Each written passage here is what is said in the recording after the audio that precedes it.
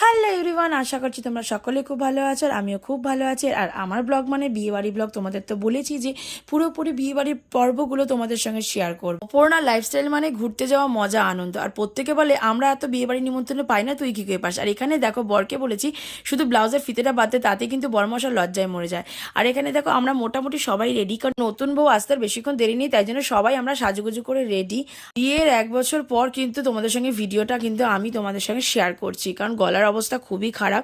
কারণ সত্যি কথা বলতে ওয়েদার খারাপের জন্য কিন্তু একেবারে কিন্তু গলার ভয়েস দিতে পারছিলাম না। তো দেখো এখানে মোটামুটি সবাই রেডি, আর ওখানে বউ কতক্ষণে আসবে তার মধ্যে কিন্তু দুইজনে কিন্তু ক্যামেরা বন্দি হয়ে নিলাম। বরমশাই বলছিল মনে হচ্ছে আবার বিয়ে ফেরিতে বসে যাই। আমি বললাম না থাক, আর কি সেই ভুল করি, নেড়া বেলতলা একবারই যায়।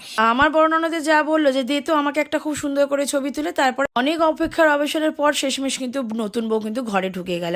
আর ওখানে মা লক্ষ্মী ঘরে আসবে বলে আমরা কিন্তু ফুলের ডালা নিয়ে সবাই তৈরি, যে মা লক্ষ্মী আসবে তাকে ফুল দিয়ে কিন্তু আমরা সাদর আমন্ত্রণ জানাবো। ওইখানে দেখো তার শাশুমা কিন্তু একেবারে রেডি হয়ে নিচ্ছে। আর ওখানে দেখো সবাই বাড়ির আমরা রয়েছি একসাথে।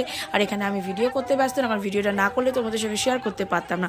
এরকম আরও অনেক অনেক ভিডিও কিন্তু তোমাদের সঙ্গে শেয়ার করা বাকি, কোথাও যাবে না।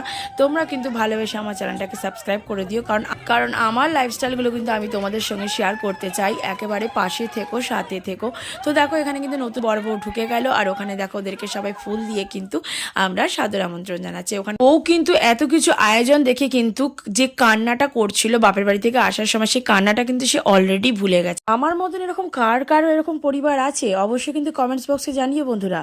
নয়া দুলহান খুশ হয়ে গেল। তারপরে শুরু হলো কিন্তু টাকার খেলা, মানে বুঝতেই পারছো গেট ধরাধরির ব্যাপার। আর ওইখানে দেখো আমার ছোট বাবু সুযোগ পেয়ে কিন্তু মাথায় টোপো দিয়ে বলছে বাবা আমার কি বিয়ে হবে না, বোঝো ঠেলা। তারপরে দেখো রাতের মেনুতে কিন্তু যা যা ছিল তোমাদের সঙ্গে শেয়ার করে ফেললাম। তোমরা এখানে দেখে বলো আমি কি কি দিয়ে খাচ্ছি। আর দেরি না করে কিন্তু আমার চ্যানেলটাকে সাবস্ক্রাইব